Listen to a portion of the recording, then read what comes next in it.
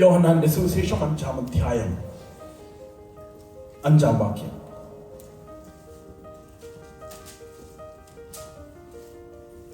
എന്നാൽ 38 ആണ്ട് രോഗം പിടിച്ചു കിടന്ന ഒരു മനുഷ്യൻ അവിടെ ഉണ്ടായിരുന്നു. അവൻ കിടക്കുന്നത് യേശു കണ്ടു. ഇങ്ങനെ ഏറെ കാലമായി ഇരിക്കുന്നു എന്നറിഞ്ഞു. നിനക്ക് സൗഖ്യമാകുവാൻ മനസ്സുണ്ടോ എന്ന് അവനോട് ചോദിച്ചു. രോഗി അവനോട്, യജമാനനെ, വെള്ളം കലങ്ങുമ്പോൾ എന്നെ കുളത്തിലാക്കുവാൻ ആരുമില്ല.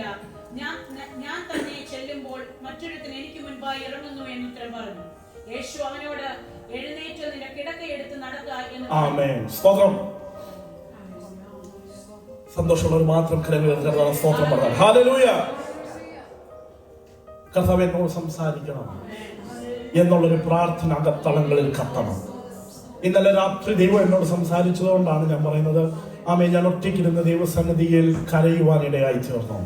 ഈ വചന ശുശ്രൂഷയിൽ ആമേൻ നിങ്ങൾ കൈയടിച്ചില്ലെങ്കിലും നിങ്ങളുടെ ഹൃദയത്തിനകത്തൊരു ചലനം സംഭവിക്കണമെന്ന് ഞാൻ ആത്മാവിൽ ആഗ്രഹിക്കുന്നുണ്ട്.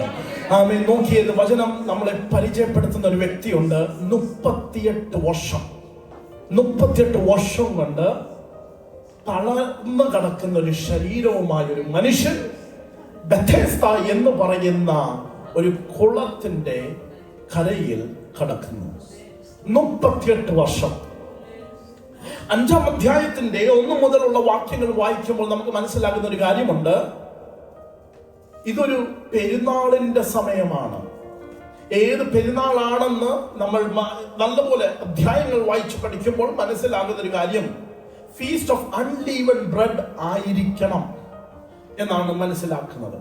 അങ്ങനെയുള്ളൊരു കാലഘട്ടത്തിൽ ഒരു പെരുന്നാളിന് വേണ്ടി നമുക്കറിയാം എന്താ സംഭവിക്കുന്നത്. ലോകമെമ്പാടും അവിടുന്ന് ജനം കടന്നു വരുന്നൊരു സ്ഥലമായി മാറും യെരൂശലേം. അപ്പോൾ ഇവിടെ കടന്നു വരുമ്പോൾ അവിടെ വചനം നമുക്കറിയാം. NIV-യും ESV ട്രാൻസ്ലേഷൻ എടുത്ത് പഠിച്ചാൽ 4-ാമത്തെ വാക്യം ആ ബൈബിളിനകത്ത് കാണാൻ കഴിയത്തില്ല. ഇംഗ്ലീഷ് ബൈബിൾ ആണ് നിങ്ങളുടെ കയ്യിലിരിക്കുന്നതെങ്കിൽ NIV-യോ ESV-യോ ആണെങ്കിൽ ഒന്ന് ശ്രദ്ധിച്ചു നോക്കിയാൽ മതി. 5-ാം അധ്യായം 4-ാം വാക്യത്തിൽ ആ വാക്യം അവിടെ ഇല്ല. ചില ട്രാൻസ്ലേഷനിൽ മാത്രം ഒരു കീ നോട്ട് കൊടുത്തിട്ടുണ്ട്, ഒരു ഫുട് നോട്ട് കൊടുത്തിട്ടുണ്ട്. 4-ാം വാക്യം അവിടെ എഴുതി വെച്ചിട്ടുണ്ട്. എന്നാൽ എന്റെ ട്രാൻസ്ലേഷനിൽ 4-ാം വാക്യം ഉൾപ്പെടുത്തിയിട്ടുണ്ട്. 4-ാം വാക്യത്തിൽ ഉള്ള വാക്യം ഇതാണ്: ഒരു ദൂതൻ ഇറങ്ങി വരും, കുളത്തിൽ ഇറങ്ങി വന്ന് കുളം എന്ത് ചെയ്യും?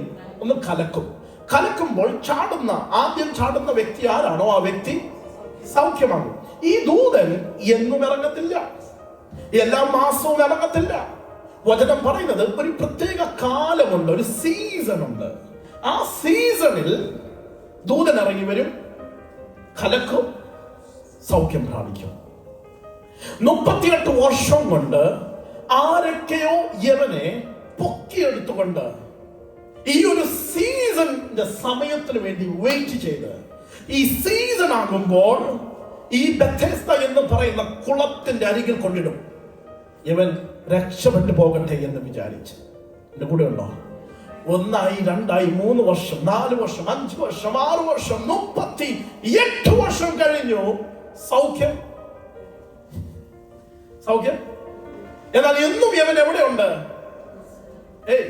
ഇന്നും യവൻ ബെഥെസ്ദ കുളത്തിൽ വന്നിട്ടുണ്ട്. പക്ഷെ ഇന്ന് അവന്റെ ജീവിതത്തിന്റെ സാഹചര്യം എന്താണെന്നറിയാമോ? പ്രതീക്ഷയില്ല. കാരണം വേദനയുടെ ഒരു പ്രശ്നം. വേദന നമ്മുടെ കൂടെ കൂടി കഴിഞ്ഞാൽ ആദ്യമൊക്കെ ഒരു പ്രശ്നമാണ്, പക്ഷെ കുറെ കഴിയുമ്പോൾ നമ്മൾ അങ്ങ് ശീലിച്ചു. We get used to everything. ദൈവം മനുഷ്യന് കൊടുത്തിരിക്കുന്ന വല്ലാത്തൊരു കഴിവാണ് അഡാപ്റ്റബിലിറ്റി. അഡാപ്റ്റ് ചെയ്തങ്ങ് പോകും നമ്മൾ. പലരുടെയും പ്രശ്നം ജീവിതത്തിൽ പ്രതീക്ഷ നഷ്ടപ്പെട്ടു പോയി. പ്രതീക്ഷയില്ലാത്തവനായി ജീവിക്കുന്ന ഒരു വലിയൊരു സമൂഹം നമ്മുടെ മുമ്പിലുണ്ട്. ഒരു പ്രതീക്ഷയുമില്ല, പക്ഷെ വരുന്നുണ്ട്. പറയുവാൻ കുറ്റമല്ലാതെ വേറെ ഒന്നും എന്റെ വായിലില്ല. നെഗറ്റീവ് അല്ലാതെ എന്റെ വായിക്കത്തൊന്നും പുറത്തു വരത്തില്ല. ഇവൻ വരുന്നത് തന്നെ എന്തിനൊക്കെ നെഗറ്റീവ് കണ്ടുപിടിക്കുക. കാരണം പ്രതീക്ഷ നഷ്ടപ്പെട്ടു. പ്രതീക്ഷ നഷ്ടപ്പെട്ടവന്റെ ഏറ്റവും വലിയ, അവനോട് സംസാരിക്കുമ്പോൾ നിങ്ങൾക്ക് മനസ്സിലാകും യവന്റെ ജീവിതത്തിൽ പ്രതീക്ഷ നഷ്ടപ്പെട്ടിരിക്കുകയാണ്. ഇങ്ങനെയുള്ളവരെ സൂക്ഷിക്കണം. പ്രതീക്ഷയില്ലാത്തവൻ വിശ്വാസമില്ലാത്തവൻ. കാരണം വിശ്വാസത്തിന്റെ ഏറ്റവും വലിയ പ്രീ റിക്വസിറ്റ് എന്താണെന്ന് അറിയാമോ? എക്സ്പെക്ടേഷനാണ്. Faith without expectation is nothing. കാരണം വചനം പറയുന്നത്, എബ്രായ ലേഖനം 11-ാം അധ്യായം പറയുന്നതോ, വിശ്വാസം കാണാത്ത കാര്യത്തിന്റെ എന്താ? നിശ്ചയമാണ്. That I can't see it, but I'm expecting something. I'm expecting something from God. ആലയത്തിൽ വന്ന് വിശ്വാസിയായി ചമഞ്ഞ് 10 വർഷം 15 വർഷം 20 വർഷം ഇന്നും വരുന്നുണ്ടോ അച്ചായൻ ഇന്നും വരുന്നുണ്ട്. പക്ഷെ അച്ചായന് പ്രതീക്ഷയൊന്നും. പ്രാർത്ഥിക്കുന്നുണ്ടോ? നീണ്ട പ്രാർത്ഥനയാ പ്രാർത്ഥിക്കുന്ന ദൈവത്തോട്. എന്നാൽ ദൈവത്തിൽ നിന്ന് പ്രതീക്ഷിക്കുന്നത് നിർത്തിക്കളഞ്ഞു. പ്രതീക്ഷയില്ലാത്ത ഒരു മനുഷ്യൻ നാശത്തിലേക്കുള്ള ഒരു വഴിയാണ് താൻ തിരഞ്ഞെടുത്തേക്കുന്നത് എന്ന് മനസ്സിലാക്കണം. പ്രതീക്ഷിക്കാൻ വകയില്ലാത്തപ്പോഴും പ്രതീക്ഷിക്കുന്നവനാണ് വിശ്വാസി. എന്റെ കൂടെ ഉണ്ടോ? പ്രതീക്ഷിക്കാൻ വകയില്ലാത്തപ്പോഴും പ്രതീക്ഷിക്കാൻ കഴിയുന്നവനാണ് വിശ്വാസി. 38 വർഷമായി ഒരത്ഭുതവും കാണാൻ കഴിയുന്നില്ല. മറ്റുള്ളവർക്ക് സൗഖ്യം കിട്ടുന്നുണ്ട്, മറ്റുള്ളവർക്ക് വിടുതൽ കിട്ടുന്നുണ്ടെന്നുള്ള തിരിച്ചറിവുണ്ട്. ആരൊക്കെയോ പൊക്കിക്കൊണ്ട് ഇവിടെ കൊണ്ട് ഇടുന്നുണ്ട്. പക്ഷെ ഇപ്പോഴും പ്രതീക്ഷ നഷ്ടപ്പെട്ടു. ഈ അധ്യായത്തിലേക്ക് വരുന്നതിന് മുമ്പേ യോഹന്നാൻ നമ്മളെ പരിചയപ്പെടുത്തുന്ന ചില വ്യക്തികളെ നിങ്ങൾ കണ്ടാലേ ഈ ഞാൻ പറയുന്ന ആശയം നിങ്ങൾക്ക് മനസ്സിലാകത്തുള്ളൂ. 1-ാം അധ്യായത്തിൽ യോഹന്നാൻ പരിചയപ്പെടുത്തുന്ന ഒരു വ്യക്തിയാണ് നഥാനിയേൽ. യവനും പ്രതീക്ഷ നഷ്ടപ്പെട്ടു. എന്തിലാണ്? നസ്രത്ത് എന്ന് പറയുന്ന ഒരു ഗ്രാമത്തെ കുറിച്ച് പ്രതീക്ഷ നഷ്ടപ്പെട്ടവനായി മാറി. ചരിത്രം പറയുന്നത് ഒരു പക്ഷേ നഥാനിയേലിന്റെ ഗ്രാമമായിരുന്നു നസ്രത്ത്. കുഞ്ഞുനാൾ മുതൽ കേട്ട വാക്കെന്താണെന്നറിയാമോ? ഒരു ഗുണവും പിടിക്കാത്ത സ്ഥലം, ഒരു നന്മയും ഉണ്ടാകാത്തൊരു സ്ഥലം. നിനക്ക് വേറെ എങ്ങും കിട്ടിയില്ലേ? ഇന്നും നിന്റെ പാർപ്പിടവും നിന്റെ പട്ടണവും എല്ലാം ഈ നസ്രത്തായി മാറിയോ? ഒരു കാലത്തും ഗുണം പിടിക്കത്തില്ല. ഇത് മാത്രം കേട്ട് വളർന്ന നഥാനിയേൽ അവന്റെ അടുത്ത് വന്ന ശിഷ്യൻ പറയുമ്പോൾ അവൻ ചോദിക്കുകയാണ്, നസ്രത്തിൽ നിന്ന് വല്ല നന്മയും? കാരണം പ്രതീക്ഷ നഷ്ടപ്പെട്ടു പോയി. ഇന്ന് ഏതെങ്കിലുമൊക്കെ പ്ലേസ്, ഏതെങ്കിലുമൊക്കെ ബാക്ക്ഗ്രൗണ്ട്, ഏതെങ്കിലുമൊക്കെ സ്ഥലം ചിന്തിച്ചിട്ട് നീ ചിന്തിക്കുകയാണ്, എന്റെ ബാക്ക്ഗ്രൗണ്ട് ഇതായതുകൊണ്ട് എനിക്ക് പ്രതീക്ഷയ്ക്ക് വകയില്ലെന്ന് ചിന്തിക്കുന്നുണ്ടെങ്കിൽ ദൈവം പറയുകയാണ്, നിന്റെ ചിന്തകളെ നീ മാറ്റിവെച്ചോ. കാരണം നസ്രത്തിൽ നിന്ന് വലിയൊരു നന്മ വെളിവരാൻ പോകുകയാ. ഇന്ന് വിശ്വസിച്ച് പറ, എനിക്കൊരു നന്മയും കാണാൻ കഴിയത്തില്ലെന്നല്ല, എന്നിൽ നിന്ന് വലിയൊരു നന്മ പുറപ്പെടാൻ പോകുകയാ. ഞാൻ പ്രതീക്ഷിക്കുന്നത് നിർത്തുകയില്ല.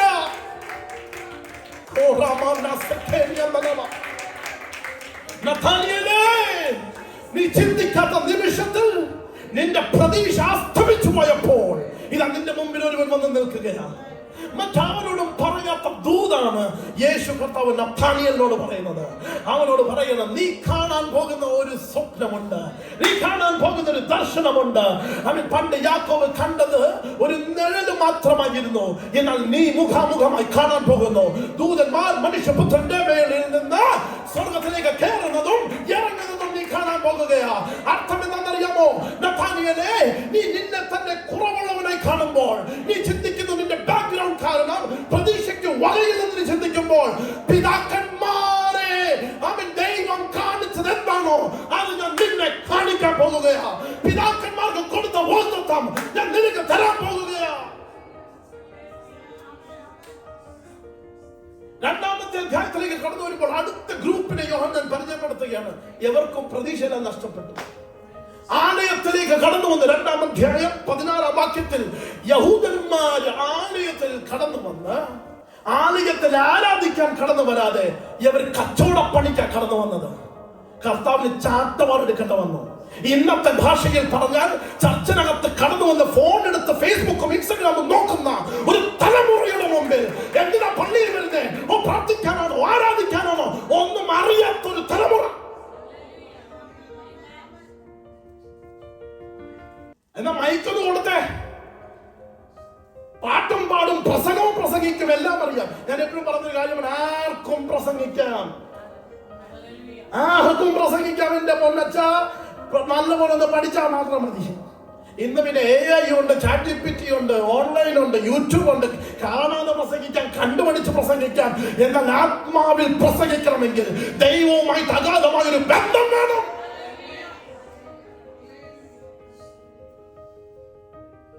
ദൈവം തന്ന ഒരു കഴിവുണ്ടെങ്കിൽ ആർക്കും വന്ന് പാടാവുന്നേ. പാട്ടുകാരെയാണോ ഈ രാജ്യത്ത് കിട്ടാനില്ലാത്തത്? പാടുമ്പോൾ തകർന്നിരിക്കുന്ന ആരുടെങ്കിലും ഹൃദയത്തിൽ ദൈവം ചലിക്കണമെന്നുണ്ടെങ്കിൽ നീയും ദൈവമായിട്ടൊരു ബന്ധം വേണം. എന്റെ കൂടെ ഉണ്ടോ? യേശു കർത്താവ് ആലയത്തിൽ ആരാധിക്കാൻ വന്നപ്പോൾ നോക്കിയപ്പോൾ കച്ചവടക്കാരിയ്ക്കുക.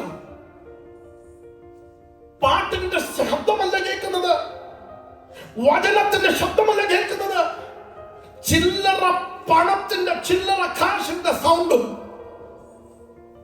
ചന്തയുടെ സൗണ്ടുമാണ് യേശുവിന്റെ കാതുകളിൽ അടിച്ചത്. യേശു എല്ലാം എടുത്ത് എറിഞ്ഞു കളഞ്ഞു. യേശുവിന്റെ ആ രൂപം ഇന്ന് ഒരാരും കണ്ടിട്ടില്ല. ഇന്ന് യേശു നമ്മുടെ ഒക്കെ പള്ളിയിൽ വന്ന ആദ്യത്തെ കാര്യം നമ്മൾ കേട്ടത്തില്ല. നമ്മൾ യേശുവിനെ കേട്ടത്തില്ലെന്ന്. ഒരു കൂട്ടം ജനം പ്രതീക്ഷ നഷ്ടപ്പെട്ട ആലയത്തിൽ വരുന്നേ. ഇവിടെ പലരും ചർച്ച വരുന്നത് പ്രതീക്ഷയില്ല. ഓ, ഈ സൺഡേയിലും പോയി 2-3 മണിക്കൂർ കുറെ നേരം പോയി ഇരിക്കണം, പാട്ടും കേൾക്കാം. 3 പാട്ട് പാടും, 3 പാട്ട് പാടും നമുക്കറിയാം. 3 പാട്ട് കഴിയുമ്പോൾ കുറച്ചൊരു കയ്യടി ഉണ്ടെന്ന് നമുക്കറിയാം. ഐസക്ക് പമ്പ് ചെയ്ത് കീബോർഡ് ഇങ്ങനെ ബീറ്റിട്ട് തരുമെന്ന് നമുക്കറിയാം. ആ കീബോർഡിന്റെ പരിപാടിയും കഴിഞ്ഞ് 10 മിനിറ്റും കഴിഞ്ഞാൽ നമുക്കറിയാം അടുത്ത പാസിന്റെ ഒരു പ്രസംഗമുണ്ട്, അത് കേൾക്കണം. ഒരു 10-50 മിനിറ്റ് അത് കേട്ട് കഴിഞ്ഞാൽ തീർന്നു. പള്ളിയിൽ പോയോ? പള്ളിയിൽ പോയി. ആരാധിച്ചു. മതം ഒരു ചടങ്ങായി മാറി. ഇത് ഇന്നത്തെ കാര്യമല്ല ഞാൻ പറയുന്നത്, അന്നത്തെ കാര്യമാണ് പറയുന്നത്. ആലയത്തിൽ ആരാധിക്കാൻ വേണ്ടി കുഞ്ഞുങ്ങളെയും എടുത്തുകൊണ്ട് കഴുതപ്പുറത്ത് ഭാരമെല്ലാം ചുമന്നുകൊണ്ട് മല കയറി. ഇന്നത്തെ കൂട്ട് ഊബർ വിളിക്കണ്ട, BMW എടുക്കണ്ട, ടൊയോട്ട എടുക്കണ്ട, കാർ എടുക്കണ്ട, ഒന്നും എടുക്കണ്ട. നടന്ന് അവൻ ആലയത്തിൽ വന്ന് ദൈവമേ എന്നൊന്ന് വിളിക്കാൻ കടന്നു വരുമ്പോൾ അവിടെ കേൾക്കാൻ കഴിയുന്നത് കച്ചവടത്തിന്റെ വാക്കുകളും അവൻ പാട്ടുകളും മാത്രമായപ്പോൾ അവൻ യേശു കർത്താവ് പറഞ്ഞു, എന്റെ പിതാവിന്റെ ഭവനം അത് പ്രാർത്ഥനയുടെ ഭവനമായിരിക്കണം. പ്രതീക്ഷ നഷ്ടപ്പെട്ടെടുത്ത് കർത്താവ് ഇറങ്ങി വന്നിട്ട് പറഞ്ഞു, മതമല്ല വേണ്ടത്, ചടങ്ങല്ല വേണ്ടത്, ആത്മാവ് ഇറങ്ങട്ടെ, ആത്മാവിന്റെ സാന്നിധ്യം ഇറങ്ങട്ടെ. No expectation of the presence. സാന്നിധ്യത്തിന്റെ ഒരു പ്രതീക്ഷ പോലും ഇല്ല. ദൈവ സാന്നിധ്യം ഇറങ്ങും എന്നുള്ളൊരു പ്രതീക്ഷ നഷ്ടപ്പെട്ടു. 3-ാം അധ്യായത്തിലേക്ക് വരുമ്പോൾ അടുത്തൊരു വ്യക്തിയെ കാണാം, പ്രതീക്ഷ നഷ്ടപ്പെട്ടവനാണ്. നിക്കോദമസ് രാത്രി യാമങ്ങളിൽ കടന്നു വന്ന് കർത്താവിനോട് ചോദിച്ച ചോദ്യങ്ങൾ എടുത്ത് വായിച്ചാൽ ഇദ്ദേഹം ചോദിക്കുന്ന 3 ചോദ്യമുണ്ട്. ഈ 3 ചോദ്യത്തിനകത്തും പ്രതീക്ഷയില്ല. ഒന്നാമത്തെ ചോദ്യം എന്താണെന്നറിയാമോ? 3-ാം അധ്യായം അതിന്റെ 1-ാം വാക്യം. പരീശന്മാരുടെ കൂട്ടത്തിൽ യഹൂദന്മാരുടെ ഒരു പ്രമാണിയായി നിക്കോദമോസ് എന്ന പേരുള്ള ഒരു മനുഷ്യനുണ്ടായിരുന്നു. അവൻ രാത്രിയിൽ അവന്റെ അടുക്കൽ വന്ന് അവനോട്, റബ്ബീ, നീ ദൈവത്തിന്റെ അടുക്കൽ നിന്ന് ഉപദേഷ്ടാവായി വന്നിരിക്കുന്നു എന്ന് ഞങ്ങൾ അറിയുന്നു. ദൈവം തന്നോട് കൂടെ ഇല്ലെങ്കിൽ നീ ചെയ്യുന്ന അടയാളങ്ങളെ ചെയ്യുവാൻ ആർക്കും കഴിയുകയില്ല എന്ന് പറഞ്ഞു. അറിവുള്ളവനാ ഇവൻ. ആരാ? Ruler of the Pharisees. Is A ruler of the juice, the Pharisees. പഠിച്ച് വചനവും നിയമവും പഠിച്ച് ഫാക്ട് വിശ്വസിക്കുന്നവനാണ് നിക്കോദമസ്. അവൻ വന്നിട്ട് പറയുകയാണ്, എനിക്കറിയാം ദൈവമില്ലാതെ ഒരുവിനും ഇതൊന്നും ചെയ്യാൻ പറ്റത്തില്ല. കർത്താവ് പറഞ്ഞു, മോനെ ഒന്നുകൂടെ ജനിക്കണം. അപ്പൊ അവന്റെ 2-ാമത്തെ ചോദ്യമാണ് പ്രതീക്ഷയില്ലാത്ത ചോദ്യം. അവൻ ചോദിക്കുകയാണ്, how can a man be born when he is old? പ്രായം ചെന്ന ഒരുവൻ എങ്ങനെയാ പിന്നെയും ജനിക്കുന്നത്? 9-ാം വാക്യം. അടുത്ത 3-ാമത്തെ ചോദ്യം കൊണ്ട് അവന്റെ പരിപാടി തീർന്നു. Nicodemus answered and said to him, how can these things be? ഇതൊക്കെ എങ്ങനെ നടക്കും? ഇതൊക്കെ എങ്ങനെ സംഭവിക്കും? ആമേൻ. പലപ്പോഴും പ്രതീക്ഷ നഷ്ടപ്പെടുന്നത് എന്തുകൊണ്ടാണെന്നറിയാം? നമ്മുടെ അറിവ് കാരണമാണ്. അതുകൊണ്ടാണ് പൗലോസ് പറഞ്ഞത്, അറിവോ ചിർപ്പിക്കുന്നു, നോളജ് puffs up. ചില പിള്ളേർ, നമ്മൾ ഇന്നത്തെ ഈ ചെറുപ്പക്കാരോട് നമ്മൾ കൂടുതൽ അങ്ങോട്ട് പറയാൻ പോയാൽ പ്രശ്നമാണ്. കാരണം അവർക്കറിയാം, അല്ലേ? എന്നെ കൂടുതൽ പഠിപ്പിക്കണ എനിക്കറിയാം, എനിക്കറിയാം, എന്നെ പഠിപ്പിക്കണ്ട. എനിക്കറിയാം. അറിവ് ഒരിക്കലും ഒരു തടസ്സമാവാൻ പാടില്ല. അറിവ് എപ്പോഴും വളർത്താനുള്ളൊരു മുഖാന്തരമാകണം. പക്ഷെ എപ്പോഴെങ്കിലും അറിവ് ഒരു തടസ്സമായി മാറുന്നെങ്കിൽ മനസ്സിലാക്കിക്കോണം, ഈ അറിവ് നിന്നെ ചിരിപ്പിക്കുവാണ്. എന്നോട് ക്രിസ്റ്റി പലപ്പോഴും പറഞ്ഞൊരു കാര്യമാണ്, അയ്യോ അച്ഛൻ എന്താ പറയാ, അച്ഛൻ ഇത് അറിയാമെന്ന്. ഞാൻ ചിലരോട് സംസാരിക്കുമ്പോൾ അവർ ഭയങ്കരമായിട്ട് ഇങ്ങനെ പറഞ്ഞുകൊണ്ടിരിക്കും. എനിക്ക് ഓൾറെഡി അറിയാവുന്ന കാര്യമായിരിക്കാം, പക്ഷെ അവരിങ്ങനെ എനിക്കൊന്നും അറിയത്തില്ല, അതുകൊണ്ട് പാസ്റ്ററിനെ ചില കാര്യം പഠിപ്പിക്കട്ടെ എന്ന് വിചാരിച്ച് അവർ പറയുമ്പോൾ ഞാൻ ഒന്നും അറിയാത്തവരെ പോലെ കേൾക്കും. കാരണം അവരെ കളിയാക്കിക്കൊണ്ടല്ല, ഒരു പക്ഷേ അവന്റെ വായിൽ നിന്ന് വീഴുന്ന ഏതെങ്കിലും ഒരു കാര്യം എനിക്ക് അറിയാത്തതായിരിക്കാം. എന്റെ കൂടെ ഉണ്ടോ? എനിക്ക് ഓൾറെഡി അറിയാം എന്ന് പറഞ്ഞാൽ അവന്റെ വാ അടച്ചാൽ ഒരു പക്ഷേ എനിക്ക് കിട്ടാനിരിക്കുന്നത് നഷ്ടപ്പെട്ടു പോയാലോ. പഠിക്കുന്നവർ ഒരിക്കലും അറിവിനെ ഒരു തടസ്സമായി അല്ല കാണുന്നത്, ഒരു മുഖാന്തരമായി കാണണം. എനിക്ക് ഇനിയും വളരണം. So he lost expecting the promises of God. ദൈവം ഇല്ലാതെ ഒരുവന് ഇതൊന്നും ചെയ്യാൻ കഴിയത്തില്ലെന്നറിയാം. പക്ഷെ എന്നാ ഈ പറയുന്നവനെ വിശ്വസിക്കാനുള്ള പ്രതീക്ഷ നഷ്ടപ്പെട്ടവനായി നിൽക്കുന്ന നിക്കോദമസ്. 3-ാം അധ്യായം. 4-ാം അധ്യായത്തിലേക്ക് കടന്നു വരുമ്പോൾ ശമര്യക്കാരത്തിയായ സ്ത്രീയെ കാണുന്നു. എവളും പ്രതീക്ഷ നഷ്ടപ്പെട്ടവളാണ്. 4-ാം അധ്യായം 18-ാം വാക്യത്തിൽ കർത്താവ് പറയുന്നൊരു കാര്യമുണ്ട്, ഇപ്പോൾ ഉള്ളവനോ അവനും നിന്റെ ഭർത്താവല്ല. ഇപ്പോൾ ഉള്ളവനോ അതും നിന്റെ ഭർത്താവ്. എന്താണ് അർത്ഥം? ഇവളുടെ ലൈഫിൽ ഇവൾ 1 മാറി, 2 മാറി, 3 മാറി, 4 മാറി. ജീവിതത്തിൽ എന്നേക്കുള്ള ദൈവികമായ ഉദ്ദേശം എന്താണ്? അവൻ ഇദ്ദേഹത്തിന്റെ ഭാര്യയായി തുടർന്നു, ജീവിതം കോഞ്ഞാട്ടിയായി. അടുത്ത ആളെ കണ്ടു, അദ്ദേഹത്തിന്റെ കൂടെ ഒരു നല്ലൊരു ഭാര്യയായി, നല്ലൊരു വീട്ടമ്മയായി, നല്ല രീതിയിൽ ഏതെങ്കിലും ഒരു രീതിയിൽ ദൈവികമായ ഉദ്ദേശം ചെയ്യണമെന്ന് ആഗ്രഹിച്ച് വിവാഹത്തെ വിവാഹമായി കണ്ട് 1 മാറി, 2 മാറി, 3 മാറി, 4 മാറി, 5 മാറി. അവൻ ജീവിതത്തിൽ എങ്ങനെയെങ്കിലും ഡിവൈൻ പർപ്പസ് കാണാൻ ശ്രമിച്ച സ്ത്രീ പരാജയപ്പെട്ട് അവസാനം പറയാം, ഈ വിവാഹം തന്നെ അവൻ എനിക്ക് പറഞ്ഞിട്ടുള്ളതല്ല, ഇപ്പോൾ ഉള്ളവനോ അവനും നിന്റെ. പക്ഷെ ദൈവം പറയാ, നിന്നെ കുറിച്ചുള്ള എന്റെ പ്ലാൻ, നീ പ്രതീക്ഷ നഷ്ടപ്പെട്ടവളായി നിൽക്കുമ്പോൾ എനിക്ക് നിന്നെ കുറിച്ചുള്ള ചിന്ത എന്താണെന്നറിയാമോ?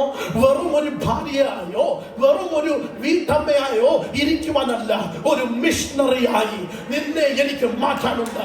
അവൻ ഇന്നൊരു കാര്യം പറയാം, നിങ്ങൾ നിങ്ങളെ തന്നെ ഒതുക്കുന്നുണ്ടെങ്കിൽ ഇന്ന് ദൈവം പറയുകയാണ്, മോനെ പ്രതീക്ഷ നഷ്ടപ്പെടുത്തരുത്, എനിക്ക് നിന്നെ കുറിച്ചൊരു പ്ലാൻ ഉണ്ട്, എനിക്ക് നിന്നെ ഉപയോഗിക്കണം.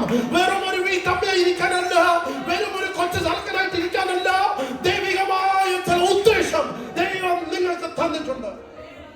അങ്ങനെ പ്രതീക്ഷ നഷ്ടപ്പെട്ട വ്യക്തികളുടെ ചരിത്രം 1, 2, 3, 4 അധ്യായത്തിൽ പറഞ്ഞിട്ടാണ് 5-ാം അധ്യായത്തിൽ ഒരുവനെ പരിചയപ്പെടുത്തുന്നത്. 38 വർഷമായി ബെഥെസ്ദ കുളക്കരയിൽ കിടക്കുന്ന മനുഷ്യൻ. എന്താണ് പ്രശ്നം? ഈ പെരുന്നാൾ, ഫീസ്റ്റ് ഓഫ് അൺലീവൻ ബ്രെഡ്, ഈ പെരുന്നാളിന്റെ പ്രത്യേകത, ഈ പെരുന്നാളിന്റെ അർത്ഥം പുതിയ തുടക്കം, ന്യൂ ബിഗിനിങ് എന്നാണ്. പുതിയതെന്തോ സംഭവിക്കും, പുതിയൊരു തുടക്കം നടക്കണം. പഴയ ഈസ്റ്റ്, പഴയ ലീവൻ മുമ്പോട്ട് കൊണ്ടുപോകാൻ പറ്റത്തില്ല, അതെല്ലാം എടുത്ത് മാറ്റണം. പുതിയൊരു ജീവിതം ആരംഭിക്കും. നിങ്ങൾ ആരംഭിക്കുന്നത്, ഞാനൊരു കാര്യം പറയട്ടെ, എപ്പോഴൊക്കെ നിങ്ങളുടെ ജീവിതത്തിൽ ദൈവം പുതിയത് ചെയ്യുന്നു മനസ്സിലാക്കിക്കണം, അത് ബെഥെസ്ദയിലാണ് സംഭവിക്കുന്നത്. എന്താണ് ബെഥെസ്ദ എന്ന വാക്കിന്റെ അർത്ഥം? House of Mercy. ദൈവത്തിന്റെ കരുണയിലാണ് പുതിയത് ആരംഭിക്കുന്നത്. നിന്റെ കഴിവിലല്ല, നിന്റെ ക്രെഡിറ്റിലല്ല ദൈവം ചിലത് ചെയ്യുന്നത്. ദൈവം നിനക്ക് വേണ്ടി ഒരു പുതിയ തുടക്കം തുറക്കുന്നുണ്ടെങ്കിൽ, ഒരു വാതിൽ തുറക്കുന്നുണ്ടെങ്കിൽ അത് ദൈവത്തിന്റെ മേഴ്സിയാണ്. ഇന്ന് ഇംഗ്ലീഷ് സർവീസിൽ പറഞ്ഞു, ഗോഡ്സ് മേഴ്സി, ദൈവത്തിന്റെ കൃപയാണ്, ദൈവത്തിന്റെ കരുണയാണ്. ഇന്നും എന്റെ ജീവിതത്തിൽ ദൈവം ചില പുതിയത് ചെയ്യുന്നുണ്ടെങ്കിൽ, കർത്താവ് അവനെ കണ്ടു. ആ വാക്യം ഒന്ന് വായിച്ച്, 5-ാം അധ്യായം ഈ 6-ാം വാക്യം, 5-ന്റെ 6 ഒന്ന് വായിച്ച്. യേശു കണ്ടു. അവൻ കടക്കുന്നത്. എനിക്ക് ആ വാക്യം ഒത്തിരി ഇഷ്ടപ്പെട്ടു. കർത്താവ് കണ്ടു. കർത്താവ് നിന്നെ കാണുന്നുണ്ട് കേട്ടോ. കർത്താവ് എന്നെ കാണുന്നുണ്ട്. അനേക പുരുഷാരമുണ്ട്. ആ വാക്യം, മൂന്നാം വാക്യം അവൻ പറയുന്നത് ഇങ്ങനെയാണ്: in these lay a great multitude of. അവൻ അന്ധന്മാരുണ്ട്, അവൻ ചെവി കേൾക്കാത്തവരുണ്ട്, നടക്കാൻ കഴിയാത്ത വലിയൊരു കൂട്ടമുണ്ട്. വലിയൊരു പുരുഷാരമുള്ളപ്പോൾ, in a great multitude, in the midst of that crowd, Jesus saw me. യേശു എന്നെ കണ്ടു. യേശു എന്നെ കണ്ടു. ആ വാക്യത്തിന്റെ ആഴം നിങ്ങൾക്ക് മനസ്സിലാകുന്നുണ്ടോ? ആരുമില്ലാത്തപ്പോഴല്ല യേശു കണ്ടത്. പുരുഷാരത്തിന്റെ നടുവിൽ യേശു എന്നെ കണ്ടു. യേശു എന്നെ കണ്ടു. നിങ്ങൾ ചിന്തിക്കും, യേശുവിന്റെ കണ്ണ് പതിയുവാൻ എളുപ്പമുള്ള കാര്യമാണോ? പുരുഷാരം എപ്പോഴും യേശുവിന്റെ കൂടെയുണ്ട്. ആമേൻ. നമുക്കറിയാം, ഒരു അന്ധൻ യേശു ഒന്ന് കാണാൻ, യേശു അവനൊന്ന് തൊടുവാൻ, യേശു അവനൊന്ന് സൗഖ്യമാക്കുവാൻ വചനം പറയുന്നത് ഇങ്ങനെയാ: അവൻ നിലവിളിക്കാൻ തുടങ്ങി. അവൻ നിലവിളിച്ചപ്പോൾ പുരുഷാരം പറഞ്ഞു മിണ്ടായിരിക്കണമെന്ന് പറഞ്ഞു. ശിഷ്യന്മാർ പറഞ്ഞു മിണ്ടായിരിക്കണമെന്ന് പറഞ്ഞു. ഞങ്ങളുടെ ഗുരുവിനെ നീ ശല്യപ്പെടുത്തരുത്. അവൻ എന്നാൽ അവൻ യേശുവിന്റെ ശ്രദ്ധ പിടിച്ചെടുക്കണമെങ്കിൽ അവൻ ചിലർക്ക് അലക്കേണ്ട വന്നു, ചിലർക്ക് കരയേണ്ട വന്നു, ചിലർക്ക് നിലവിളിക്കേണ്ട വന്നു, ചിലർക്ക് കല്ലേറ് കിട്ടേണ്ട വന്നു. എന്നാൽ വചനം പറയുന്നു, അവൻ കടക്കുന്നത് കണ്ടിട്ട്, അവൻ കടക്കുവാനെന്ന് അർത്ഥം അവനൊന്നും ചെയ്തില്ല. അവൻ നിലവിളിച്ചില്ലെന്ന്, അവൻ ഉപവാസം ഇരുന്നില്ല, അവൻ കരഞ്ഞില്ല, അവൻ ആഗ്രഹിച്ചത് പോലുമില്ല. യേശു കണ്ടു. യേശു കണ്ടു. ഇന്ന് എന്നോടും നിങ്ങളോടും ദൈവം പറയുക, നീ ചെയ്തിട്ടല്ല ഞാൻ നിന്നെ കണ്ടത്, നിന്റെ പ്രയത്നമല്ല ഞാൻ നിന്നെ കണ്ടത്. ഹൗസ് ഓഫ് മേഴ്സി, ദൈവത്തിന്റെ കരുണയാണ് യേശു എന്നെ കണ്ടത്. യേശു എന്നെ കണ്ടത് ഇറ്റ്സ് ഹിസ് മേഴ്സി, ദൈവത്തിന്റെ കരുണയാണ്. He was lying. എന്തൊക്കെ ഡീറ്റെയിൽ ആണ് യോഹന്നാൻ എഴുതി വെച്ചിരിക്കുന്നത്. അവനൊന്നും ചെയ്യുമല്ലായിരുന്നു, അവൻ വെറുതെ കടക്കുകയായിരുന്നു. He was not doing anything. എവിടെയാ വന്നിരിക്കുന്നത്? ബെഥെസ്ദ. ഏത് കാലഘട്ടത്തിലാണ് വന്നിരിക്കുന്നത്? പെരുന്നാളിന്റെ സമയമാ. എല്ലാവരും ആരാധിക്കാൻ പോയപ്പോൾ, എല്ലാവരും ആരാധിച്ച് ദൈവത്തെ മഹത്വപ്പെടുത്താൻ പോയിരിക്കുമ്പോൾ, ഒരുവൻ കടക്കുന്നത് കണ്ടിട്ട് കർത്താവ് അവനെ കണ്ടു. ആലയത്തിൽ വന്ന് ഫോണും നോക്കിക്കൊണ്ടിരുന്നാലും ഒരു പക്ഷെ കർത്താവിനെ കാണുന്നുണ്ട്. നിങ്ങൾ എന്റെ കൂടെയില്ല, ഇവിടെ വന്നിരിക്കുന്നുണ്ടല്ലോ, എനിക്കത് മതി. എന്നോട് ദേഷ്യപ്പെട്ടാലും എന്നോട് വിഷമിച്ചാലും എനിക്ക് കാര്യമില്ല. ഞാനൊരു കാര്യം പറയട്ടെ, കർത്താവ് നിന്നെ ഒന്ന് കണ്ടാൽ നീ ഇരിക്കുന്നത് പോലെ ഇരിക്കത്തില്ല. നിന്റെ ജീവിതം മാറും, നിന്റെ ജീവിതം മാറും. കർത്താവ് നിന്നെ കണ്ടാൽ മതി.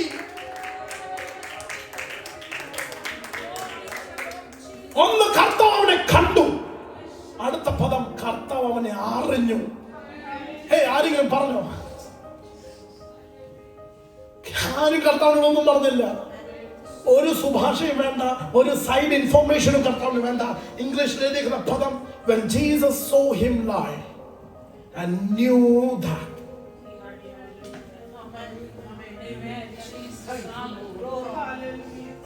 നിന്റെ ഇന്നറിയുന്നവൻ മാത്രമല്ല, എന്ന് തൊട്ട് എത്ര നാളായി നീ ഈ വേദന അനുഭവിക്കുന്നുണ്ടെന്ന് അറിയുന്ന ഒരു കർത്താവ്.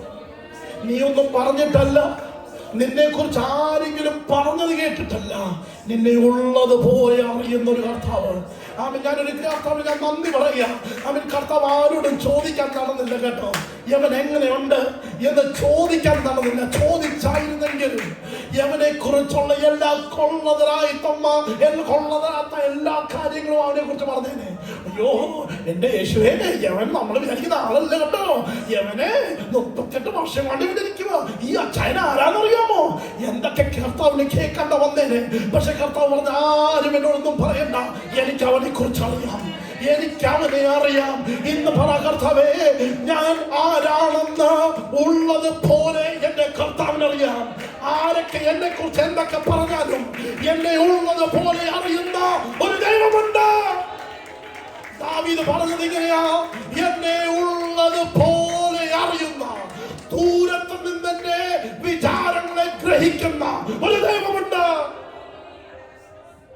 നിങ്ങളെ കുറിച്ച് ആരെങ്കിലും അപവാദം പറഞ്ഞാൽ, നിങ്ങളെ കുറിച്ച് ആരെങ്കിലും വേണ്ടതിനം പറഞ്ഞാൽ, അതൊന്നും ശരിയാക്കാനോ അത് തെറ്റാണെന്നൊന്നും പറയാൻ നടക്കണ്ട. പറഞ്ഞാൽ മതി, എന്നെ ഉള്ളത് പോലെ അറിയുന്ന ഒരു ദൈവമുണ്ട്.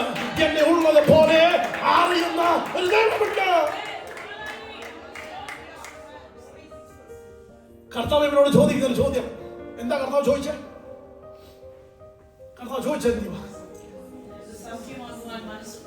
നിനക്ക് ഇംഗ്ലീഷിൽ എനിക്ക് ഒത്തിരി ഇഷ്ടമാണ്. അവിടെ എഴുതിയിരിക്കുന്ന പദം do you want to be whole, do you want to be healed എന്നല്ല. നിനക്ക് പൂർണ്ണനാകാൻ ആഗ്രഹമുണ്ടോ? നീ തളർന്നു കിടക്കുകയല്ലേ? Will thou be made whole? നീ പാതിയായി കിടക്കുക. I want you to be whole. I want you to be whole. നീ കംപ്ലീറ്റ് ആകണമെന്നാണ് എൻ്റെ ആഗ്രഹം. ദൈവത്തിന് എന്നെ കുറിച്ചുള്ള ഒരു ആഗ്രഹം, ഞാൻ പകുതിയായി മുറിഞ്ഞു കിടക്കുന്നവനായിട്ടല്ല, ഞാൻ പൂർണ്ണതയുള്ളവനായി മാറണം. കർത്താവിന്റെ ചോദ്യം, do you want to be whole? എവന്റെ ഉത്തരം എന്താണെന്നറിയാം? എന്റെ കൂടെ ഉണ്ടോ? എവന്റെ ഉത്തരം എന്തുവാ? പ്രശ്നം ഈ കുളമാണ്. പ്രശ്നം ഈ കുളമാണ്. കർത്താവ് ചോദിക്കുന്നു, do you want to be healed? The answer is yes or no. പക്ഷേ he is trying to say, ഞാൻ പോകുന്ന പള്ളി ഉണ്ടല്ലോ, ഞങ്ങളുടെ അവിടുത്തെ വർഷിപ്പ് ടീം ഉണ്ടല്ലോ, ഞങ്ങളുടെ അവിടുത്തെ ഇംഗ്ലീഷിലെ പാസ്റ്റർ ഉണ്ടല്ലോ. കഴിഞ്ഞിടയ്ക്ക് ആരോ പറയുന്നത് കേട്ട്, അഭിലാഷ് പാസ്റ്റർ ഭയങ്കര സാധനമാണ്.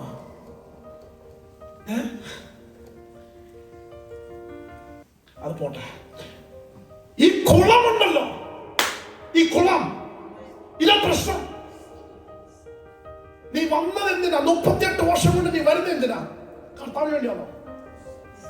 കുളം, ഈ വന്നിരിക്കുന്ന ജനം, അന്ധന്മാരും കുടരരും കേൾക്കാൻ കഴിയാത്തവരും ഉണർന്നവരും ഇവിടേക്ക് വന്നത് എന്തിനു വേണ്ടിയാ? ആരാധിക്കാനാണോ? എന്തിനാ വന്നേ? കുളം, കുളമാണ് പ്രശ്നം. മുമ്പിൽ നിൽക്കുന്നത് ആരാണെന്ന് നിനക്ക് അറിയാത്തോണ്ട് പ്രശ്നമാരാ? ഇവിടെ നീ കടന്നു വന്നാൽ ദൈവമേ എന്ന് വിളിച്ചാൽ ആരുണ്ട് എന്ന് നിനക്ക് അറിയാത്തോണ്ടാ വലിയൊരു പ്രശ്നം. കീബോർഡ് വായിക്കുന്നവൻ നിനക്കൊരു പ്രശ്നമായി മാറുന്നത് ഇവിടെ ആരുണ്ട് എന്ന് നീ അറിയുന്നില്ല. പ്രസംഗിക്കുന്നവൻ ഒരു പ്രശ്നമായി നിനക്ക് തോന്നുന്നുണ്ടെങ്കിൽ കർത്താവ് വന്നിട്ടുണ്ട് എന്നുള്ള ബോധ്യം നിന്റെ അകത്തില്ലാത്തതുകൊണ്ട്. എന്റെ കൂടെ ഉണ്ടോ? നിനക്ക് സൗഖ്യമാകണം, നിനക്ക് പൂർണ്ണത പ്രാപിക്കണം. ഈ കുളം നിന്റെ ആരാധനയായി മാറി. ഇന്നത്തെ കാലഘട്ടത്തിന്റെ പ്രശ്നം, ദൈവത്താൽ ഉപയോഗിക്കപ്പെടുന്ന ദൈവദാസന്മാരും പാട്ടുകാരും കീബോർഡ് വായിക്കുന്നവരും മ്യൂസീഷ്യനും ഇവരൊക്കെ ആരാധന പാത്രമായി മാറിക്കഴിഞ്ഞു. ഇന്ന് ജനം കടന്നു വരുന്നത് തന്നെ ആ വ്യക്തിയാണെങ്കിൽ ഞാൻ വരും, ദൈവമായതുകൊണ്ടല്ല. എന്റെ കൂടെ ഉണ്ടോ? നമ്മളെല്ലാവരും ഇതിനകത്ത് ഒരുപോലെ തെറ്റുകാരാണ്. നമ്മൾ മെഗാസ്റ്റാർ ഇന്ന് വൈറലായി നിൽക്കുന്ന ആരാണോ അവരെ വിളിച്ചാൽ നമ്മുടെ മീറ്റിംഗ് വിജയിക്കും. ദൈവം വന്നാലും ഇല്ലെങ്കിലും പ്രശ്നമില്ല, നമ്മുടെ മീറ്റിംഗ് നമ്മൾ തകർക്കും, പൊളിക്കും. എന്താ കാരണം? നമ്മൾ അദ്ദേഹത്തെ വിളിച്ചു, ഇദ്ദേഹത്തെ വിളിച്ചു. വിളിക്കുന്നത് നല്ലതാണ്, എനിക്കതിനകത്തൊന്നും പ്രശ്നമല്ല. പക്ഷെ ദൈവത്തിന് ഇഷ്ടമില്ലാത്തൊരു കാര്യമാണ് നടന്നത്. സംഖ്യാപുസ്തകത്തിലേക്ക് വരുമ്പോൾ, സംഖ്യാപുസ്തകത്തിൽ ദൈവത്തിനും മോശയ്ക്കും എതിരെ ഇസ്രായേൽ മക്കൾ പുറമുറുത്തു. ദൈവം എന്ത് ചെയ്തെന്നറിയാമോ? ദൈവം തീ സർപ്പത്തെ അവിടെ നടുവിലേക്ക് അഗ്നിസർപ്പങ്ങളെ അയച്ചു. അവരെ കടിച്ചു, അവർ മരിക്കാൻ ആരംഭിച്ചു. ഇത് കണ്ടപ്പോൾ ജനം വന്നിട്ട് ഇത്രയും നാളും ആരെയാണോ കുറ്റം പറഞ്ഞ് ആ ദേവദാസന്റെ അടുത്ത് വന്നിട്ട് പറഞ്ഞു, പാസ്റ്ററേ ഒന്ന് പ്രാർത്ഥിച്ചേ, തെറ്റ് ഞങ്ങളുടെയാ, ഒന്ന് പ്രാർത്ഥിച്ചേ. മോശ താഴെയുള്ള മനുഷ്യനായതുകൊണ്ട് തിരിച്ചൊന്നും പറയാതെ, നിനക്ക് അങ്ങനെ തന്നെ വേണോടാ എന്ന് പറയാതെ ദൈവസന്നിധിയിൽ പോയിട്ട് പറഞ്ഞു, ഇവരോട് ക്ഷമിക്കണം. ദൈവം പറഞ്ഞു, ഞാൻ ക്ഷമിക്കാം, പക്ഷെ എന്താണോ കടിച്ചത് നീ അത് പണിയണം. നിങ്ങൾ എന്റെ കൂടെ ഇല്ല. എന്താണോ കടിച്ചത് എന്താണ്? സർപ്പം ആണല്ലേ? അത് തന്നെ നീ ഉണ്ടാക്കണം. ഒരു താമ്ര സർപ്പത്തെ മോശ നിർമ്മിച്ചു. എന്നിട്ട് ദൈവം പറഞ്ഞു, കടികൊണ്ട എല്ലാവരും ഈ സർപ്പത്തെ നോക്കണം. നോക്കുന്നവൻ സൗഖ്യം പ്രാപിക്കും. നമ്മൾ വിചാരിക്കും സംഭവം അവിടെ കൊണ്ട് തീർന്നു. പക്ഷേ സർപ്പം എന്ത് കൊടുത്തു അവർക്ക്? സർപ്പം എന്ത് കൊടുത്തു? നിങ്ങൾ എന്റെ കൂടെ ഇല്ല. നോക്കിയവർക്കൊക്കെ എന്ത് കിട്ടി? സൗഖ്യം കിട്ടിയോ? സർപ്പം അവർക്ക് എന്ത് കൊടുത്തു? കടി കൊടുത്തു. എന്നാൽ താമ്ര സർപ്പം എന്ത് കൊടുത്തു? സൗഖ്യം കൊടുത്തു. പക്ഷെ ഇവർ മനസ്സിലാക്കിയില്ല, താമ്ര സർപ്പം അല്ല സൗഖ്യം തന്നത്, ദൈവമാ തന്നത്. ഇവരിത് ഓർക്കുന്നില്ല, മറന്നുപോയി. എവരുടെ ചിന്ത താമ്ര സർപ്പം ഞങ്ങൾക്ക് എന്ത് തന്നു? വർഷങ്ങൾ കഴിഞ്ഞു താമ്ര സർപ്പം ആരാധന വസ്തുവായി മാറി. ഇവർ ഈ താമ്ര സർപ്പത്തിന്റെ മുമ്പിൽ പോയി പൂജ ചെയ്യാൻ തുടങ്ങി, കത്തിക്കാൻ തുടങ്ങി. മെഴുകുതിരിയൊക്കെ കത്തിച്ച്, ഞാൻ കള്ളം പറയുന്നില്ല. 2 രാജാക്കന്മാരുടെ പുസ്തകം 18-ാം അധ്യായത്തിൽ ദൈവം ഒരു എസക്കിയ രാജാവിനെ എഴുന്നേൽപ്പിച്ചു. അവൻ ഈ താമ്ര സർപ്പത്തെ നോക്കി ഒരു പേര് വിളിക്കുന്നുണ്ട്. ആ പേരാണ് നെഹുഷ്താൻ. നെഹുഷ്താൻ എന്ന പദത്തിന്റെ അർത്ഥം വെറും ഇരുമ്പാണെന്ന്. ഇത് ദൈവമല്ലെന്ന്, ഇതിന് ശക്തിയില്ലെന്ന്, ഇത് വെറും ഇരുമ്പ് കഷ്ണമാണെന്ന് ഒരു പേര് കൊടുത്തിട്ട് കത്തിച്ച് ചാമ്പലാക്കി. ഇംഗ്ലീഷിൽ എഴുതിയിരിക്കുന്നത് he broke it into pieces. 2 രാജാക്കന്മാരുടെ പുസ്തകം 18-ാം അധ്യായം 4-ാം വാക്യം. He removed the high places, break the images and cut down the groves and break in pieces the brazen serpent that Moses had made. മോശ ഉണ്ടാക്കിയ താമ്ര സർപ്പത്തെ ഇവർ കൊണ്ട് നടക്കുകയായിരുന്നു. കാലങ്ങൾ കഴിഞ്ഞു, വർഷങ്ങൾ കഴിഞ്ഞു. എന്നാൽ 2 രാജാക്കന്മാരുടെ പുസ്തകത്തിൽ ദൈവം ഒരുവനെ എഴുന്നേൽപ്പിച്ചു. എല്ലാ സെലിബ്രിറ്റി കൾച്ചറിനെയും ഉടച്ചു കളയുവാൻ, എല്ലാ മനുഷ്യനെ ആരാധന പത്രമാക്കി മാറ്റുന്ന ചിന്തകളെ അടിച്ച് ഉടച്ചു കളയുവാൻ ചില ഹെസക്കിയ രാജാവിനെ എഴുന്നേൽപ്പിക്കണം. നിങ്ങൾ എന്റെ കൂടെയില്ല. ദൈവത്തെക്കാൾ മനുഷ്യനെ ഉയർത്തുന്ന എല്ലാം ഒരു താമ്ര സർപ്പമാണ്. ദൈവം ചെയ്ത പ്രവൃത്തിയേക്കാൾ കൂടുതൽ മനുഷ്യൻ ചെയ്തതിനെ കുറിച്ച് പറയുന്ന നാവാണോ നിന്റെ? ആ നാവ് ഒരു താമ്ര സർപ്പത്തെ ആരാധിക്കുക.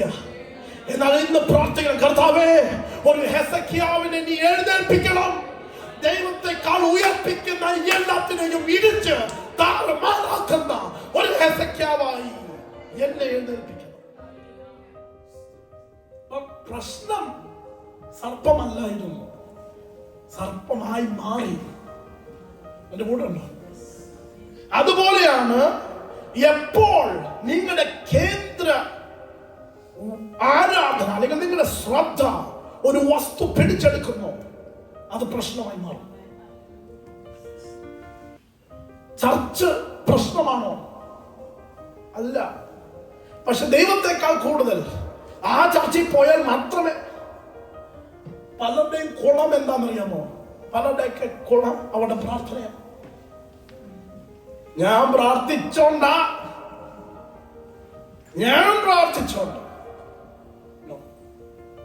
ചിലരുടെ കുളം അവിടെ ആരാധന രീതിയാണ്.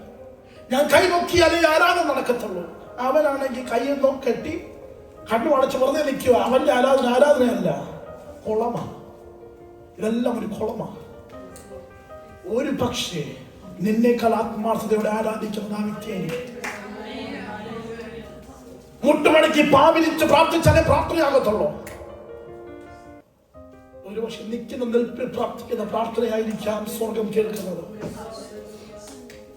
നമ്മളല്ല ഇതൊന്നും തീരുമാനിക്കുന്ന. പറഞ്ഞു വരുന്നതിന്റെ അർത്ഥം നമ്മുടെ ജീവിതത്തിൽ നിന്ന് കുളത്തിന് കൊടുക്കുന്ന പ്രാധാന്യത മാറ്റി എന്റെ മുമ്പിൽ നിൽക്കുന്നത് ആരാണെന്നുള്ള തിരിച്ചറിവ് എനിക്ക് വേണം. യേശു കർത്താവ് ചോദിക്കുന്ന ചോദ്യം നോക്കിയേ. യേശു അവനെ കണ്ടു. യേശു കണ്ടപ്പോഴും യവന്റെ ശ്രദ്ധ യേശു അല്ല, യവന്റെ ശ്രദ്ധ ഇപ്പോഴും കുളമാണ്. യേശു യവനെ അറിഞ്ഞു. എന്നാൽ ഇപ്പോഴും യവന്റെ പ്രശ്നം കുളമാണ്. ആരും എന്നെ പിടിച്ചു അതിനകത്തിടാൻ ആരുമില്ല. ആരെങ്കിലും വെട്ടാണെന്നെങ്കിൽ ഞാൻ എന്ന് രക്ഷപ്പെട്ടു പോകും. അന്ന് ഞാൻ വേറെ പള്ളിയിൽ പോയ ഇദ്ദേഹത്തെ എന്ന് കെട്ടിയോ അന്ന് യവനെ പ്രസവിച്ച അന്ന് തൊട്ട് തുടങ്ങിയതാ. കുളമല്ല നിന്റെ പ്രശ്നം. ഫോക്കസ് മാറ്റ്. എന്നിട്ട് പറ, കർത്താവ് നീയാണ് എന്റെ മുമ്പിൽ നിൽക്കുന്നത്. You are in front of me. I want to focus you. I want to fix you.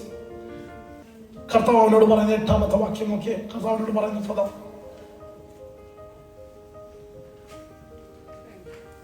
8ാമത്തെ വാക്യം. കർത്താവ് അവനോട് പറഞ്ഞു, അറൈസ്, എഴുന്നേറ്റ് കിടക്ക എടുത്ത് നടക്കാം. അറൈസ്.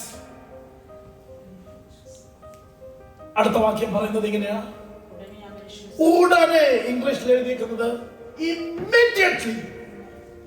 ആ മനുഷ്യൻ നടക്കാൻ തുടങ്ങി.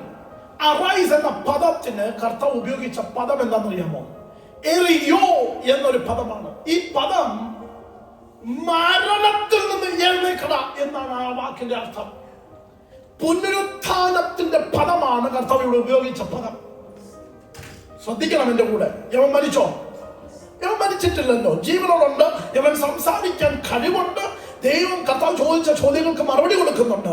കർത്താവിനോട് പറഞ്ഞു എഴുന്നേൽക്കട എന്ന് പറഞ്ഞപ്പോൾ വചനം പറയുന്ന എഴുന്നേൽക്ക എന്ന പദം മരണത്തിൽ നിന്ന് ചാടി എഴുന്നേക്ക് എന്ന അർത്ഥമാണ് പദത്തിനുള്ളത്. ഞാൻ അതിനെക്കുറിച്ച് പഠിക്കാൻ തുടങ്ങിയപ്പോൾ എനിക്ക് മനസ്സിലായ ഒരു മെഡിക്കൽ ടേം ഉണ്ട്, ആട്രോഫി. എന്താണ് ആട്രോഫി? നഴ്സപ്പല്ലേ ഇരിക്കുന്നത്, ഒന്ന് പറഞ്ഞേ. ആട്രോഫി എന്തുവാ? ഒരു പാരലൈസ് സിറ്റുവേഷനിൽ ഒരു പേഷ്യന്റ് പോയി കഴിഞ്ഞാൽ വർഷങ്ങൾ ഇങ്ങനെ മെഡിക്കലി ഡിസേബിൾ ആയി ഈ രീതിയിൽ കിടക്കുന്ന ബോണിനോ സ്പൈനിനോ ബാക്ക് ബോണിനോ പ്രശ്നമായി കടന്നാൽ ബ്രെയിൻ മസിൽ ടിഷ്യൂസിന് മെസ്സേജ് കൊടുക്കുന്നത് നിർത്തി കഴിയുമ്പോൾ ടിഷ്യൂസ് എന്തോ ചെയ്യും? വേസ്റ്റ് ആവാൻ തുടങ്ങും. The wastage of muscle tissues is known as atrophy. അപ്പം ഇത് 1 വർഷമല്ല, 2 വർഷമല്ല, 38 വർഷം കൊണ്ട് വേസ്റ്റ് ആയിക്കൊണ്ടിരിക്കുന്ന മസിൽ ടിഷ്യൂ. ഞാൻ പറയും, മസിൽ ടിഷ്യൂ എന്ന് പറയുന്ന സാധനം ചത്ത് കഴിഞ്ഞു, ഒന്നുമില്ല, അവശേഷമായി ഒന്നുമിരിക്കാതിരിക്കുമ്പോൾ ആ ചത്തതിനെ നോക്കി കർത്താവ് ജീവന്റെ വാക്ക് കൊടുത്തിട്ട് പറഞ്ഞു, എഴുന്നേൽക്കാം. നീ ചിന്തിക്കും നിനക്ക് ജീവനുണ്ടെന്ന്, നീ ചിന്തിക്കുന്നു ജീവനുണ്ട്, ഞാൻ മരിച്ചിട്ടില്ല പാസ്റ്ററെ. പക്ഷെ കർത്താവ് പറയാം, മരണത്തിന്റെ ഗന്ധം നിന്റെ അകത്ത് നിന്ന് എനിക്ക് കേൾക്കാൻ കാണാൻ കഴിയുന്നുണ്ട്. എനിക്ക് മനസ്സിലാക്കാൻ കഴിയുന്നുണ്ട്. നീ എവിടേക്കോ മരിച്ചിരിക്കുന്നു. ആ മരണത്തിന്റെ അവസ്ഥയിൽ നിന്ന് നീ ജീവനിലേക്ക് വരണ്ട ആവശ്യമുണ്ട്. ആത്മാവിൽ മരിച്ചിരിക്കുന്ന, പ്രാർത്ഥന ജീവിതത്തിൽ മരിച്ചിരിക്കുന്ന, വിശുദ്ധ ജീവിതത്തിൽ മരിച്ചിരിക്കുന്ന, നാറ്റം വച്ചിരിക്കുന്ന അവസ്ഥയിൽ നിന്ന് പുറത്തേക്ക് വാ, ജീവനിലേക്ക് വാ. ഞാൻ ഇതിനെ കുറിച്ച് മെഡിക്കലി പഠിക്കാൻ തുടങ്ങിയപ്പോൾ എനിക്ക് മനസ്സിലായ ഒരു കാര്യം, ശിവനടി ഒരു വ്യക്തി പാരലൈസ് ആയി ഒരു 3 വർഷം കടന്നാൽ അവര് പറയുന്നത് ഫിസിയോതെറാപ്പി ചെയ്യണം. നേരെ എഴുന്നേക്കാൻ പറ്റത്തില്ല. സർജറി ചെയ്താലോ മെഡിക്കൽ ട്രീറ്റ്മെന്റ് ചെയ്താൽ അദ്ദേഹം ഓക്കെ ആയാൽ എന്ത് ചെയ്യണം? ഫിസിയോതെറാപ്പി ചെയ്യണം. എത്ര നാൾ ചെയ്യണമെന്ന് അറിയാമോ? ചിലപ്പോൾ 6 മാസം കൊണ്ട് ശരിയാകും, ചിലപ്പോൾ ലൈഫ് ലോങ് ഫിസിയോതെറാപ്പിയിൽ ഡിപ്പെൻഡ് ആയാലേ നടക്കാൻ കഴിയത്തുള്ളൂ. ഇവിടെ വചനം പറയുന്നു, 38 വർഷം കൊണ്ട് നടക്കാത്തവൻ 1 സെക്കൻഡ് അവൻ നടക്കാൻ തുടങ്ങി. നടക്കുക മാത്രമല്ല, അവൻ കടക്ക എടുത്തുകൊണ്ട് നടക്കുകയാ, വെയിറ്റ് ലിഫ്റ്റ് ചെയ്തുകൊണ്ട് നടക്കുകയാ. ഇന്ന് വിശ്വാസത്തോടെ പറ, കർത്താവ് ഒരു വാക്ക് പറഞ്ഞാൽ മതി. എന്റെ ജീവിതത്തിൽ നടക്കേണ്ടത് വർഷങ്ങൾ കഴിഞ്ഞിട്ടല്ല, വിത്തിൻ സെക്കൻഡ്സ് നടക്കാൻ ദൈവത്തിന് ചെയ്യാൻ കഴിയും. വിശ്വാസത്തോടെ പറ, എന്റെ വിഷയങ്ങൾക്ക് വേണ്ടി വർഷങ്ങൾ എടുക്കുകയില്ല, ഇമ്മീഡിയറ്റ്ലി, ഉടനെ ചിലത് നടക്കും. പക്ഷെ കർത്താവ് പറഞ്ഞു, നീ കടക്കെടുക്കണം. എന്തിനാ കടക്കെടുക്കേണ്ടത്? കർത്താവ് അറിഞ്ഞുകൊണ്ടാണ് ഇത് പറയുന്നത്. കാരണം ആ ദിവസം ഏത് ദിവസമാണ്? ശബത്തിന്റെ ദിവസമായതുകൊണ്ട് ഒരു നിയമം ദൈവം മോശയ്ക്ക് കൊടുത്തപ്പോൾ 10 കൽപ്പന കൊടുത്തു. എത്ര കൽപ്പന കൊടുത്തു? 10 കൽപ്പന കൊടുത്തു. 4ാം കൽപ്പന എന്താണെന്നറിയാമോ? ശബത്തിനെ ആദരിക്കണം. ശബത്തിൽ ഒരു പണിയും എടുക്കരുത്. ദൈവസന്നിധിയിൽ വന്ന് ദൈവത്തിന്റെ വിശ്രമത്തിൽ നീയും ചേരണം. ഇതാണ് കൊടുത്ത കൽപ്പന. എന്നാൽ യേശുവിന്റെ കാലഘട്ടത്തിൽ ഫരീശന്മാർ എന്ത് ചെയ്തെന്നറിയാമോ? ഈ ഒരു കൽപ്പന, ശബത്തിനെ ആദരിക്കണം എന്നുള്ള കൽപ്പനയ്ക്ക് ചുറ്റും 39 നിയമങ്ങൾ കൂട്ടിച്ചേർത്തു. എന്തൊക്കെയാണെന്നറിയാമോ? 39 നിയമങ്ങൾ. തയ്ക്കാൻ പാടില്ല ശബത്ത് ദിവസത്തിൽ. വെയിറ്റ് ഒന്നും എടുക്കാൻ പാടില്ല ശബത്ത് ദിവസത്തിൽ. അങ്ങനെ ചെറിയ ചെറിയ ന്യൂനതമായ ലളിതമായ വിഷയങ്ങൾ അവരുടെ ജീവിതത്തിൽ അവർ പേടിക്കാൻ തുടങ്ങി. യഹൂദന്മാർ പേടിച്ചാണ് ശബത്ത് ദിവസം ആചരിക്കുന്നത്. അയ്യോ, ഇത് ചെയ്യാൻ കഴിയുമോ? അയ്യോ, ഇത് ചെയ്യാൻ പറ്റുമോ? ഇത് രീതിയിലുള്ള പ്രവണതയായിരുന്നു യേശുവിന്റെ കാലഘട്ടത്തിൽ. വചനം പറയുന്ന ചരിത്രം പഠിച്ചാൽ യഹൂദന്മാർ തുണി തയ്ച്ചുകൊണ്ടിരിക്കുമ്പോൾ ഒരു പക്ഷേ സൂചി ആ ഉടുപ്പിൽ എവിടെയെങ്കിലും വച്ചിട്ടുണ്ടെങ്കിൽ ശബത്ത് ദിവസത്തിൽ അത് എടുത്തോണ്ട് നടക്കാൻ അലൗഡ് അല്ലാത്തത് കൊണ്ട് അതെടുത്ത് മാറ്റിയിട്ട് വേണം ഉടുപ്പെടുത്തിട്ട് നടക്കാൻ. ഒരു സൂചി പോലും ചുമക്കാൻ പറ്റത്തില്ല. ശബത്തിന്റെ നിയമം. ഇത് നമ്മൾ വിചാരിക്കും, അയ്യോ ഇത് യേശുവിന്റെ കാലഘട്ടത്തിലല്ലേ? 1992 തെൽ അവീവ് എന്ന് പറയുന്ന ഒരു രാജ്യം, ഒരു സ്ഥലത്ത്, ഒരു ഗ്രാമത്തിൽ അൾട്രാ ഓർത്തഡോക്സ് ജൂയിഷ് ആൾക്കാർ താമസിച്ചുകൊണ്ടിരുന്നു. ആ വ്യക്തി അവിടെ താമസിച്ചുകൊണ്ടിരുന്ന പാർപ്പിടം, ആ ഒരു വീട്ടിൽ തീ കത്തി. പക്ഷെ ശബത്ത് ദിവസമായതുകൊണ്ട് ഫോൺ എടുത്ത് ഫയർ സർവീസിനെ വിളിക്കാനുള്ള ഒരു ധൈര്യം അദ്ദേഹത്തിന് കാണിക്കാൻ കഴിഞ്ഞില്ല. അദ്ദേഹത്തിന് അറിയത്തില്ല ഫോൺ എടുത്ത് വിളിക്കാൻ പറ്റുമോ ഇല്ലയോ, അറിയത്തില്ല. എന്ത് ചെയ്യണം?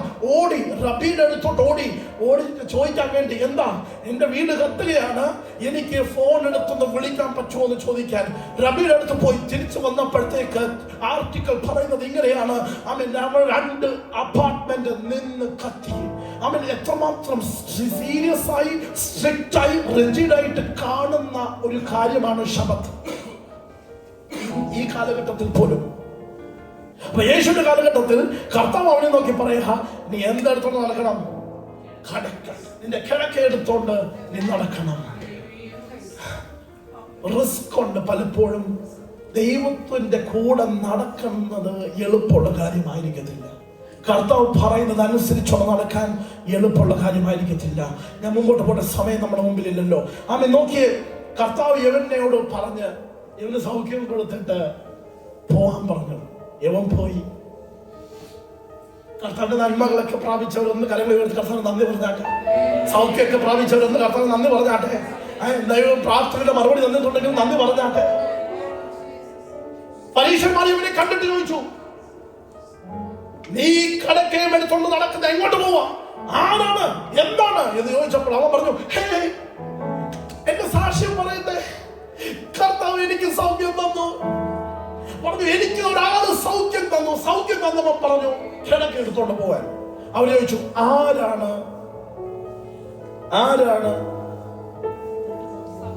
അല്ല, ആരാ സൗഖ്യം തന്നെന്ന് അവർക്കറിയണ്ട. അവർക്കറിയേണ്ടത് ആരാ നിന്നോട് കിടക്ക എടുക്കാൻ പറഞ്ഞത്. കാരണം ഞങ്ങൾക്ക് നിന്റെ സൗഖ്യമല്ല ഞങ്ങളുടെ വിഷയം, ഞങ്ങൾക്ക് ശബത്ത വിഷയം. പലരും ഇന്നും സഭയ്ക്കകത്ത്, ദൈവത്തിന്റെ സഭയ്ക്കകത്ത് മതചട്ടങ്ങളെ പിടിച്ചു വച്ചിരിക്കുകയാ. ആലയത്തിൽ ആര് വരണം, ആര് വരണ്ട, ആരെ വിലക്കണം, ആരെ വിലക്കണ്ട എന്ന് തീരുമാനിക്കുന്ന ഒരു ചട്ടക്കൂടാക്കി മാറ്റിക്കളഞ്ഞു ദൈവത്തിന്റെ ആലയത്തെ. എന്നാൽ ദൈവം ചെയ്യുന്ന പ്രവൃത്തിയെ കാണാൻ കണ്ടില്ല.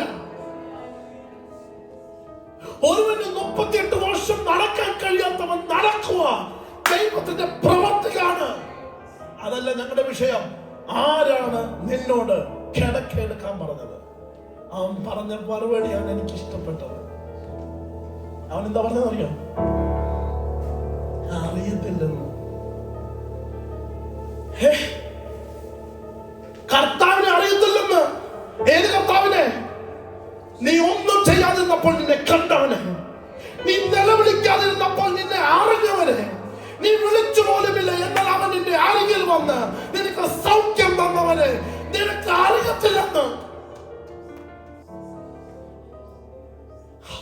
can you taste the goodness of God and still be unaware of who God is?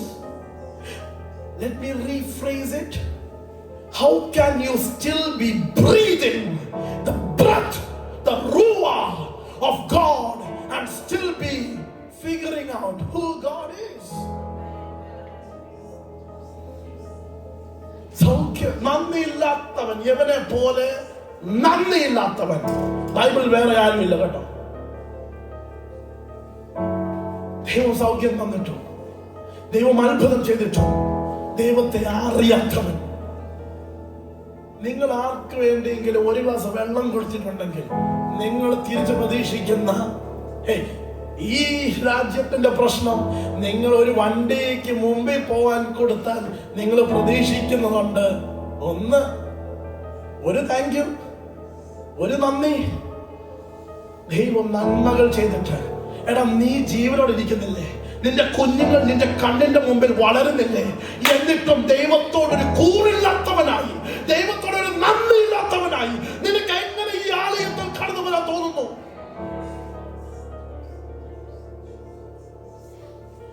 ആരോടാ ഈ മല്ലുപിടുത്തം? ആരോടാ? പാസ്റ്റർമാരോടോ? ചർച്ചിനോടോ? ആരോടാ? നിനക്ക് സൗഖ്യം തന്നത് ചർച്ചാണോ? നിന്നെ രക്ഷിച്ചത് പാസ്റ്ററാണോ? ദൈവമാണ്.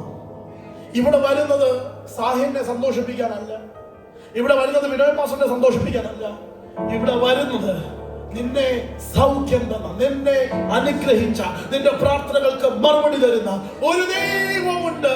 ആ ദൈവത്തെ എനിക്ക് അറിയാം. അറിയുന്ന ആ ദൈവത്തെ ആരാധിക്കാനാണ് ഞാൻ കടന്നു വരുന്നത്.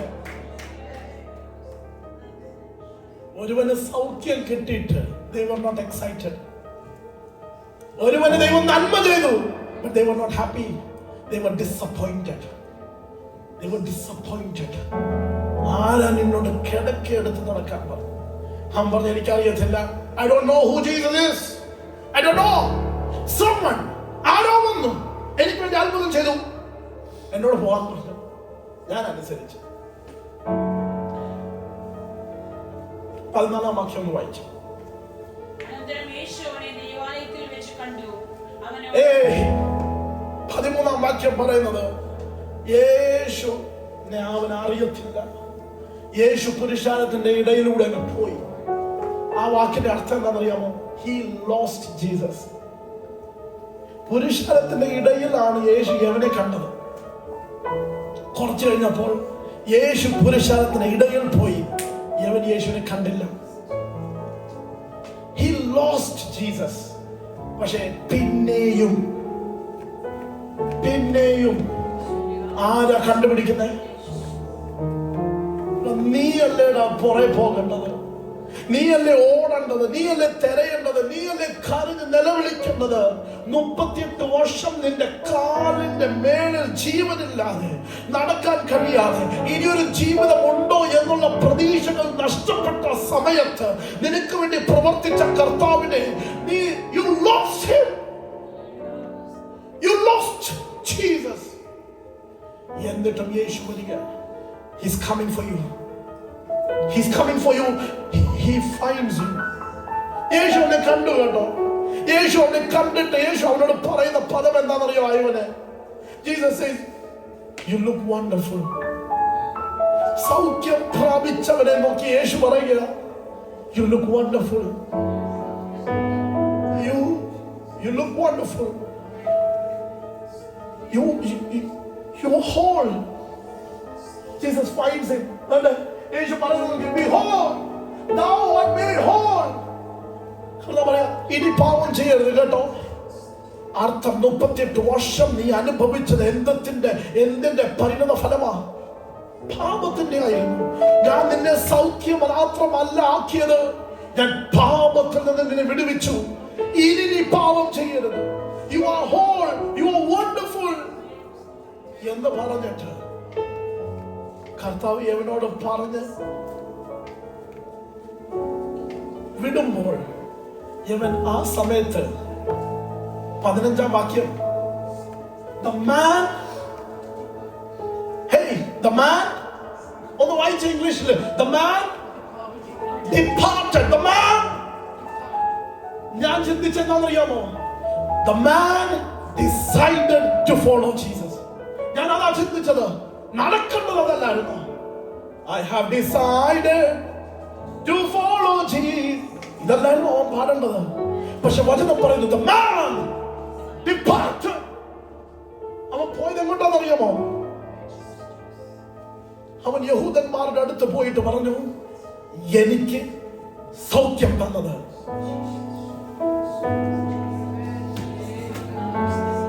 യഹൂദന്മാരുടെ അടുത്ത് നിന്നിട്ട് അവൻ പറയുക, ഞാൻ കണ്ടുപിടിച്ചു, എന്നെ സൗഖ്യമാക്കിയതും എന്നോട് ശബത്ത് ലംഘിക്കാൻ പറഞ്ഞതും ആരാണെന്ന് ഞാൻ കണ്ടുപിടിച്ചു. അടുത്ത വാക്യം പറയുന്നത് എന്നറിയാമോ? അന്ന് അവന്റെ ടെസ്റ്റിമണി യേശുവിനെ പെർസിക്യൂട്ട് ചെയ്യാനുള്ള ബേസായി മാറി. യേശു നിന്നെ സൗഖ്യമാക്കി.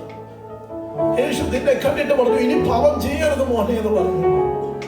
പക്ഷെ നീ തിരിച്ച് യഹൂദന്മാരുടെ അടുത്ത് പോയി ഒറ്റിക്കൊടുത്ത ഒരു സംഭവമാണ് നമ്മൾ വായിക്കുന്നത്. നമ്മൾ ആരാ പ്രിയപ്പെട്ടവരെ? ദൈവത്തിന്റെ നന്മകൾ കാണുന്നവരാണോ? ദൈവത്തെ കണ്ടെത്താൻ ശ്രമിക്കുന്നവരാണോ? അതോ ദൈവത്തിന്റെ നന്മകളെല്ലാം പ്രാപിച്ചിട്ടും ദൈവം ആരാണെന്ന് അറിഞ്ഞിട്ടും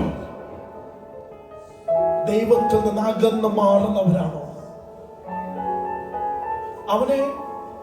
അവന്റെ ഭാഗത്തിൽ നിന്ന് ചിന്തിക്കുമ്പോൾ അവൻ എന്തുകൊണ്ടാണെന്നറിയാമോ ഒരു പക്ഷേ യേശുവിനെ ഒറ്റിക്കൊടുത്തത്?